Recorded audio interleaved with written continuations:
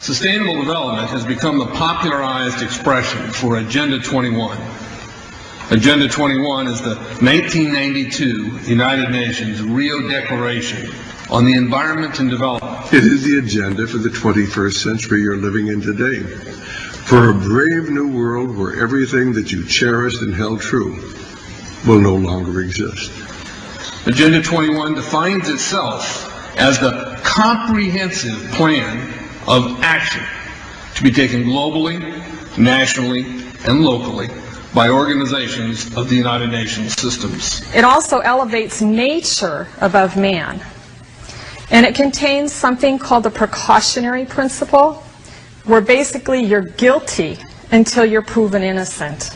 Sustainable development is the philosophy designed to bring human beings across the globe under the full control of a narrow human elite. It's a 40-chapter document to basically control the world. It's based entirely on socialist control mechanisms.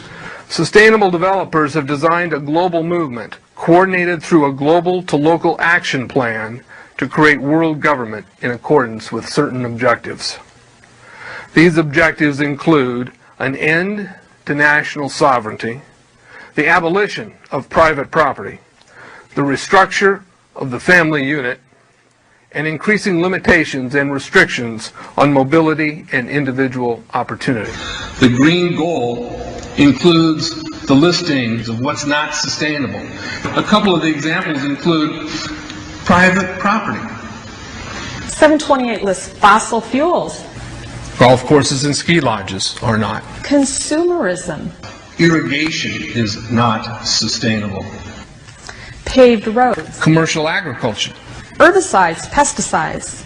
Elsewhere, it lists farmlands, pastures, grazing of livestock, and the family unit. The focus of sustainable development is the abolition of private property, societal undermining of the family, and abandonment of the constitutional protection of unalienable rights as described in the Declaration of Independence. You see, I sat on the Santa Cruz Agenda 21 committees. Now, this was a lot of crazy ideas. This was back in the mid-90s. Crazy ideas I heard. Mother Earth's surface wasn't to be scratched. Human beings were to be concentrated into human settlement zones. Educational systems were to focus on the environment as the central organizing principle. All aspects of life were covered. Well, I went to these committees at the request of some people who told me that I needed to understand what was going on, and I came back and I said, this is craziness. This is so silly. It has no chance of having any effect on our society. Well, I was wrong. The United States government's support for sustainable development, Agenda 21, is very clear. In 1992, while the Rio Conference was going on, George Bush, then president, was there where he executed the Agenda 21 protocols on behalf of the United States and brought it back to Washington, D.C. Within a year, Bill Clinton, by executive order, no congressional review, established the President's Council for Sustainable Development. In Santa Cruz, we've got a 2-lane freeway system. We need 4, but what we're getting is hundreds of millions of dollars of federal money to take a dilapidated rail line that Southern Pacific wants to put in the hands of somebody else so that a commuter line can be built along the railroad track. That'll be followed by 14-story buildings where people will live in stack them and pack them units, where developers or so-called sustainable developers will build these high rises with federal dollars. In fact, Santa Cruz has received a $300 million federal grant to build the first 3,000 of these stack them and pack them units. The County Board of Supervisors has said, if you are a sustainable developer, you're immune from any construction defect liability. It's a partnership between selected developers building this new world order and the government using the American taxpayer dollars in order to do it. This is a map of the Wildlands Project. To explain the map, the red are areas that are to be off limits to human beings. No resource development, no human activity. If you live there, you won't. The yellow areas are the areas for major control of all human activity. If you live there, you won't.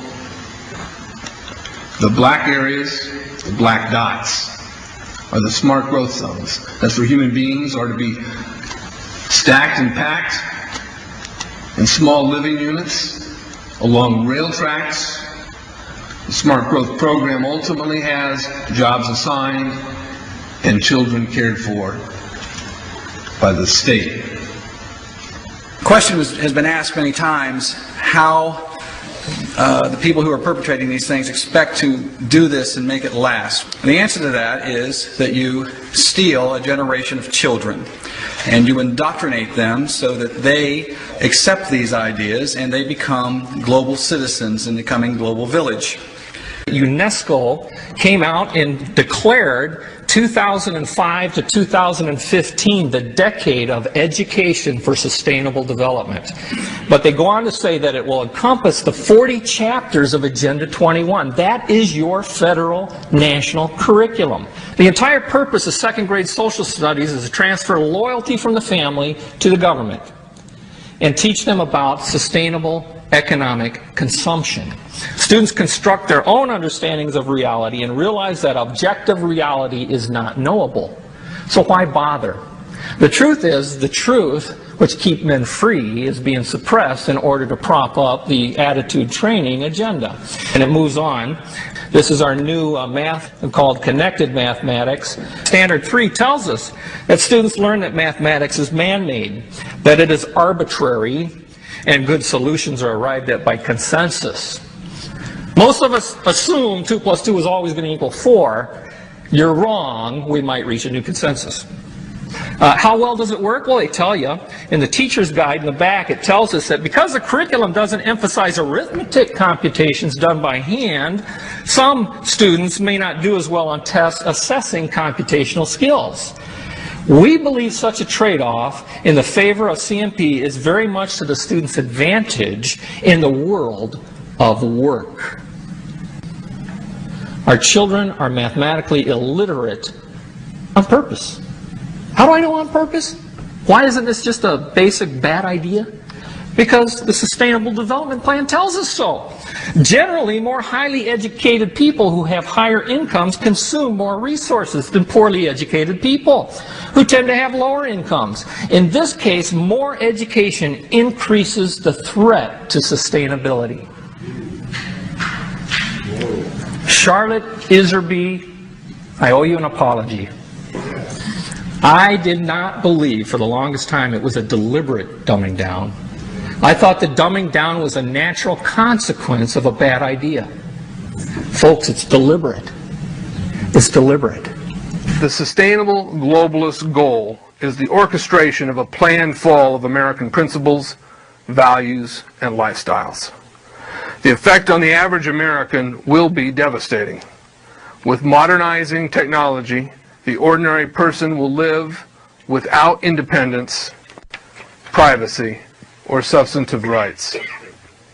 Another press conference that I attended was the ICLE group, the International Committee for Local Environmental Initiatives. It helps in the implementation of Agenda 21 in all of our local communities.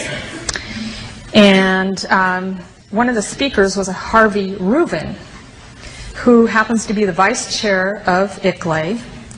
And I asked him about the correlative rights that Americans derive from the United States Constitution and the Bill of Rights. And that, of course, is your individual liberties, your private property, your freedom of speech. Asked about it clashing with Agenda 21. And you know what his response was? Individual rights must take a backseat to the collective.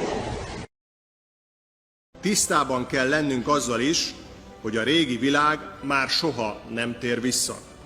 Más lesz az energiahelyzet, más lesz az európai gazdaság, és benne például a mezőgazdaság, az élelmiszeripar működése is. Hogy úgy mondjam, mások lesznek a nyaraink, és mások lesznek a teleink is, mint azelőtt. Kedves barátaim, új világ közeledik. És aki az új világ építését előbb kezdi el, az előbb is fogja belakni, és előbb is fogja otthon érezni magát ebben az új világban.